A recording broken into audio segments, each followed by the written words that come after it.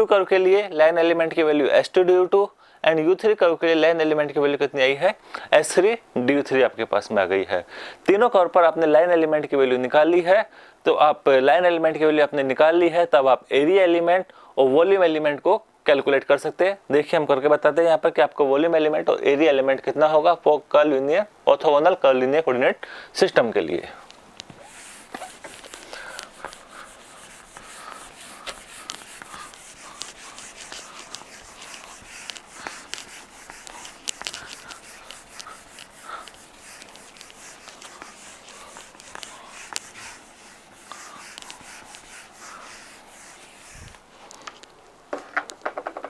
देखिए line element की value कितनी आई है, U1 कर्व के रेस्पेक्ट में ds1 equal to h1 du1, U2 curve के रेस्पेक्ट में ds2 equal to h2 du2 and U3 curve के रेस्पेक्ट में ds3 equal to h3 du3। Okay, so case first, यदि आपको एरिया एलिमेंट फाइंड करना है, एरिया एलिमेंट आपको find करना है, लेट्स सी कि हमने कोई भी एक कर्व लीनियर कोऑर्डिनेट सिस्टम लिया, U1 कर्व, U2 कर्व और net is U3 curve. Okay, कि आपको बता दिया कि आपको सेंटर पॉइंट हो कि आपको जो भी एरिया की बात कर रहे हो वो एरिया एलिमेंट आपका ये है O A B C। Okay, अब लाइन एलिमेंट आपने निकाल लिया है, तो U1 कर्व के रेस्पेक्ट में line element H1 du1, U2 curve के रेस्पेक्ट में line element H2 du2, U3 curve के रेस्पेक्ट में लाइन एलिमेंट H3 du3। तो आपको जो एरिया एलिमेंट निकालना है वो किसके लिए निकालना है, जो आपको एरिया दे रखा है O A B C, इस एरिया के लिए आपको एरिया एलिमेंट की वैल्यू कैलकुलेट करनी है। तो एरिया ये आपको अप्रोक्सीमेट कोई आपको रेक्टेंगल आपको दे रखा है, तो इसके लिए आप जानते हो लेंथ इनटू विड्थ, तो यहाँ पर आप इजीली कैलकुलेट कर सकते हो। ये दोनों आपस में बराबर है, ये दोनों आपस में इक्विवेलेंट है, तो उस केस में आपका जो एरिया होगा वो आपका कितना हो गया, S2 du2 S3 du3, तो DA equal to S2 S3 du2 du3। ये आपने किसके रेस्पेक्ट में लिया, U2 U3 के रेस्पेक्ट में एरिया एलिमेंट आपने निकाला है इन दोनों के रेस्पेक्ट में, कि इन दोनों के रेस्पेक्ट में U2 U3 के रेस्पेक्ट में इसमें आपका एरिया आपका एग्जिस्ट कर रहा है, तो उस केस में आपका एरिया कितना निकल के आएगा, S2 S3 du2 du3। Similarly यदि आप बात करेंगे U2 U1 के बीच में यदि आप एरिया एलिमेंट लेते हो तो H1 H2 du1 du2, और आप U1 और U3 के बीच में यदि आप एरिया एलिमेंट लेते हो तो आपका क्या आएगा, H1 S3 du1 du3 आपका एरिया एलिमेंट आपका निकल के आएगा। ओके, तो इस प्रकार से आप एरिया एलिमेंट आप इजीली कैलकुलेट कर सकते हो, ठीक है ना। नेक्स्ट हम वॉल्यूम एलिमेंट को कैलकुलेट करके देखते हैं एक बार।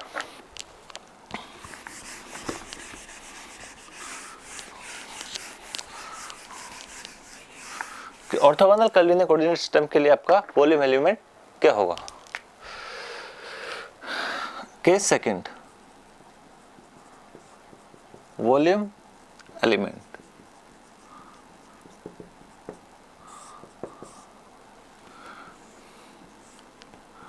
पहले आपको कोई भी एक वॉल्यूम एलिमेंट आपको बनाना पड़ेगा। ओके, जैसे आपने कोई भी एक वॉल्यूम एलिमेंट आपने यहाँ पर बनाया,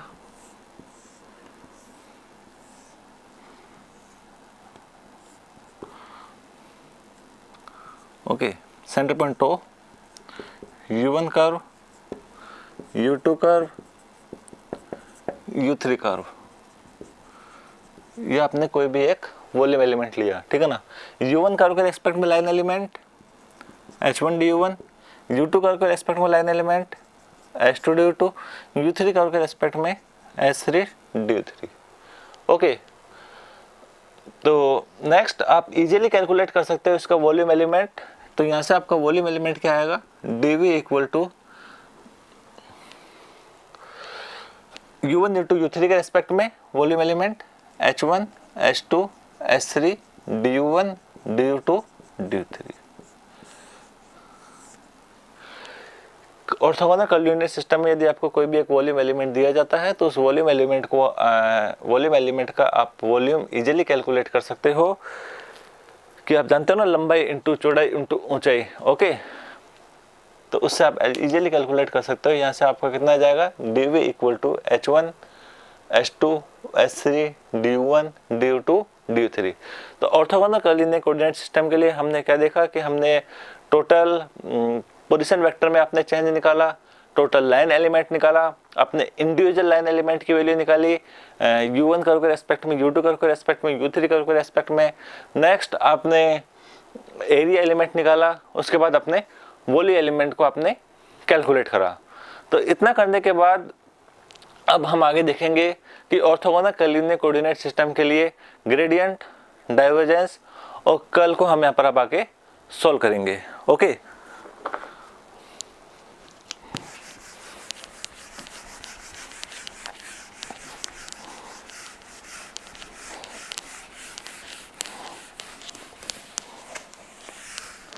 तो ऑर्थोगोनल कोऑर्डिनेट सिस्टम के लिए सबसे पहले हम ग्रेडियंट को देखते हैं। Gradient of a scalar field. Gradient आपने में भी ऐसा हो सकता है कि आपने पहले भी कैलकुलेट किया होगा, लेकिन वहां पर आपने जो ग्रेडियंट है कार्टेशियन कोऑर्डिनेट सिस्टम के लिए आपने कैलकुलेट किया है। ओके, यहाँ पर हम ग्रेडियंट को in term of coordinates in curvilinear coordinate system के कोऑर्डिनेट्स में हम ग्रेडियंट को यहाँ पर हम सॉल्व करेंगे। तो सबसे पहले बात करते हैं ग्रेडियंट की आपकी डेफिनेशन क्या होती है। ओके, ग्रेडियंट किसको बताता है, मैक्सिमम रेट ऑफ चेंज को, कि आपका जो मैक्सिमम रेट ऑफ चेंज आपका कितना है। ओके, तो in a scalar field the maximum rate of change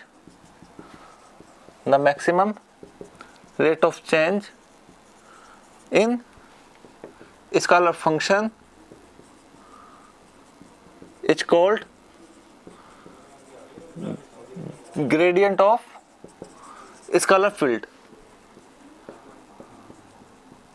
okay, जो आपका ग्रेडियंट है वो किसको रिप्रेजेंट करता है, मैक्सिमम रेट ऑफ चेंज को, कि आपके स्केलर फील्ड में, स्केलर फंक्शन में आपका मैक्सिमम रेट ऑफ चेंज आपका कितना है, वो चीज आपको किसको रिप्रेजेंट करती है, आपको ग्रेडियंट को रिप्रेजेंट करती है।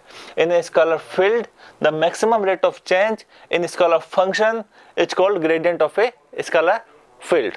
लेट ग्रेडियंट को आपको कैलकुलेट करना है किसमें, कर्वलिनियर कोऑर्डिनेट सिस्टम में, ऑर्थोगोनल कर्वलिनियर कोऑर्डिनेट सिस्टम में। तो हम यहाँ पर देखते हैं कि जैसे आपका ये आपको कोई भी एक ऑर्थोगोनल कर्वलिनियर कोऑर्डिनेट सिस्टम आपको दे रखा है, जिसमें आपका u1 axis, u2 axis, u3 axis. Okay, इसमें आपने कोई भी दो इक्वी स्केलर सरफेस लिए। ओके, यहाँ पर आपने कोई भी दो इक्वी स्केलर आपने सरफेस लिए, S1 और S2। ठीक है, इस S1 के करस्पॉन्डिंग जो आपने S1 सरफेस लिया है, इस पर आपने पोटेंशियल का मान बता दिया फाई है, और आपने जो S2 लिया है यहाँ पर आपका पोटेंशियल का मान आपका फाई प्लस डेल फाई है। ओके, ओ से यहाँ पर आपने कोई भी एक पॉइंट लिया S1 में, अदर पॉइंट लिया आपने S2 में। S1 में आपने एक पॉइंट लिया P, यहाँ पर आपने कोई भी एक पॉइंट लिया R। इनको आपने सेंटर पॉइंट O से आपने मिलाया, O से लेकर P तक पोजीशन वेक्टर आपने R वेक्टर नाम दे दिया, O से लेकर R तक आपने position vector R plus del R नाम दे दिया। ओके, तो ये PR आप इजीली कैलकुलेट कर सकते हो। PR की वैल्यू कितनी आएगी आपके, PR की वैल्यू आएगी OR माइनस OP। OR कितना है आपका, R plus del R minus R, तो देन आपका ये कितना आ गया, डेल R। तो PR की वैल्यू आपके पास में कितनी आ गई, डेल R आ गई। ओके, आपको ग्रेडियंट फाइंड आउट करना है तो आपको चेंज निकालना पड़ेगा इन दोनों के बीच में। तो आपने इन दोनों के बीच में कोई भी एक मिनिमम डिस्टेंस के लिए आपने कोई भी एक पॉइंट ले लिया, S2 पर आपने कोई भी एक पॉइंट लिया Q, और यहाँ पर आपने इन दोनों को मिला दिया। PQ क्या है, इन दोनों सरफेस के बीच में जो आप इक्विस्केलर सरफेस ले रहे हो, इन दोनों के बीच में मिनिमम डिस्टेंस है।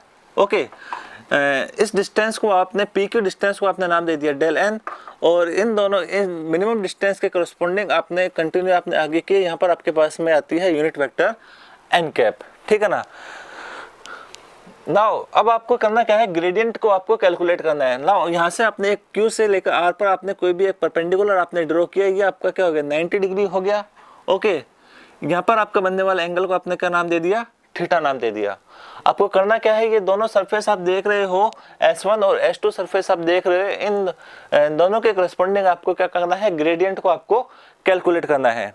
तो सबसे पहले आपका जो स्केलर फंक्शन की बात कर रहे हो वो क्या है, आपका फाई है, जो आपका अदिश क्षेत्र फाई है, किसका फंक्शन है, u1 u2 u3 का फंक्शन है। ओके, तो सबसे पहले आपको चेंज निकालना पड़ेगा कि आपका चेंज कितना है, कि आप P से लेकर R तक आप जा रहे हो, तो P से लेकर R तक आप जा रहे हो तो फाई के मान में टोटल चेंज आपका कितना आ रहा है, कि P से लेकर आप Q तक, यदि आप यहाँ से लेकर यहाँ तक आप जा रहे हो तो यहाँ से P से लेकर Q तक आप जा रहे हो तो फाई के मान में आपका टोटल चेंज कितना है। तो सबसे पहले आपको टोटल चेंज निकालने के लिए किसके लिए निकाल रहे हो, चेंज इन फाई कहां से लेकर कहां तक, P से लेकर Q तक के लिए निकाल रहे हो, ठीक है ना। P से लेकर Q तक जाने में आपको फाई के अंदर आपको टोटल चेंज कितना आया, तो del phi upon del N. Field क्या है फाई और डिस्टेंस कितनी है डेल एन, तो चेंज कितना हो गया del phi upon del N. Similarly change in phi, phi के मान में चेंज कहां से लेकर कहां तक जाने में, P से लेकर R तक जाने में कितना हो गया, del phi upon del R. Equation first, equation second. Now अब इस ट्रायंगल पर बात करते हैं P Q और R पर। ट्रायंगल P Q R, तो कोई भी वैल्यू जैसे हम सबसे पहले कैलकुलेट कर रहे हैं, P Q को कैलकुलेट करते हैं। ओके, P Q कितना होगा आपका, cos theta equal to P Q upon P R, then P Q equal to P R cos theta, then P Q equal to P R cos theta. P Q का मान del N, P R का मान del R cos theta, तो del R equal to कितना हो गया आपका, del N upon cos theta. इस डेल आर की वैल्यू को आप इक्वेशन 2 में रखिए, देखते हैं क्या आता है। फ्रॉम इक्वेशन 2,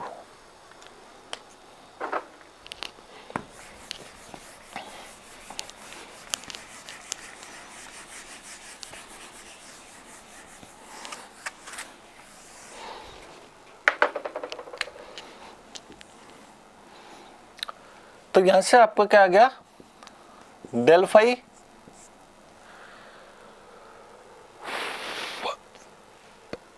अपॉन जो आपका डेल आर इक्वल टू कितना हो गया, del phi upon del N equal to del phi upon del R cos theta. Okay, इतना आप कर सकते हो कि del phi upon del N equal to कितना हो गया आपका, del phi upon del R cos theta हो गया। ओके, नाउ अब आप ये देखिए कि आपको क्या निकालना है, मैक्सिमम चेंज निकालना है। ग्रेडियंट के लिए आपको क्या कैलकुलेट करना होता है, मैक्सिमम रेट ऑफ चेंज। तो मैक्सिमम चेंज कोस थीटा में यदि आप मैक्सिमम चेंज करना चाहोगे तो थीटा की वैल्यू कितनी होगी, 0, तो कोस 0 की वैल्यू कितनी होगी आपके पास में 1। तो फॉर मैक्सिमम चेंज के लिए कितना हो गया, del phi upon del N, del phi upon del R. Maximum change कौन सी डायरेक्शन में हो रहा है, आपने डायग्राम में देखा था कि एन कैप डायरेक्शन में आपका मैक्सिमम चेंज हो रहा है, ठीक है ना। तो इसको मैक्सिमम चेंज को टोटल चेंज में चेंज कीजिए, तो total in term of total change आपको क्या हो जाएगा, D phi upon D N N cap D phi upon D R maximum N cap equal to क्या हो गया आपका, ये किसको रिप्रेजेंट कर रहा है, मैक्सिमम रेट ऑफ चेंज को। तो आप इसको आप क्या लिख सकते हो, ग्रेड फाई। तो यहाँ पर आपके पास में ग्रेडियंट फाई की वैल्यू क्या आ गई, D phi upon D N N cap D phi upon D R maximum N cap. तो ये चीज आपको किसको रिप्रेजेंट कर रही है, ग्रेडियंट को रिप्रेजेंट कर रही है। ओके, ये टर्म किसको बता रही है, मैक्सिमम रेट ऑफ चेंज को आपको रिप्रेजेंट कर रही है। कि स्केलर फंक्शन के अंदर आपके पास में कोई भी दो इक्विस्केलर सरफेस दिए जाते हैं तो उसके अंदर आपका मैक्सिमम रेट ऑफ चेंज आपका इतना आएगा। ओके, एन कैप का आपके पास में यूनिट वेक्टर है जो कि किस डायरेक्शन में है, मैक्सिमम रेट ऑफ चेंज के डायरेक्शन में है, कि S1 के कोरस्पोंडिंग डायरेक्शन में आपके ये यूनिट वेक्टर को रिप्रेजेंट आपके कर रहा है। ओके, नाउ ये जस्ट आपके क्या हो गया, ग्रेडियंट का आपने फॉर्मुलेशन कर लिया। अब आपको ये जो आपके पास में ग्रेडियंट फाई की जो वैल्यू आई है, इस ग्रेडियंट को आपको कर्व लीनियर कोऑर्डिनेट सिस्टम के अंदर आपको इसको क्या करना है, कैलकुलेट करना है। कि आपके पास में जो ग्रेड फाई इक्वल टू आपको क्या होता है, आप जानते हो ग्रेड फाई इक्वल टू क्या होता है, आपका डेल फाई होता है। तो यहाँ पर equal grad phi equal to del phi की वैल्यू आपके कर्व लीनियर कोऑर्डिनेट सिस्टम में आपके क्या होगी, इस चीज को हम आगे फर्दर कैलकुलेट करेंगे। ओके, नाउ आप आज के लिए इतना ही। नेक्स्ट क्लास के अंदर हम ये आपके जो gradient phi equal to del phi की वैल्यू आपके पास में आई है, इनके इसको हम कर्व लीनियर कोऑर्डिनेट्स में हम इसको चेंज करेंगे। कर्व लीनियर कोऑर्डिनेट्स में आपके जो डेल ऑपरेटर की वैल्यू क्या होगी, ग्रेडियंट फाई की वैल्यू क्या होगी इन term of U1 U2 U3 के लिए। कंटिन्यू रहिए, आप मेरे लेक्चर्स देखते रहिए। Next classes we have discuss about gradient, divergence, curl and coordinate transformation, how to be convert coordinates in orthogonal curvilinear coordinate system to spherical coordinate system, cylindrical coordinate system and Cartesian coordinate system and their applications. I hope आपको मेरा video अच्छा लगा होगा। Thank you.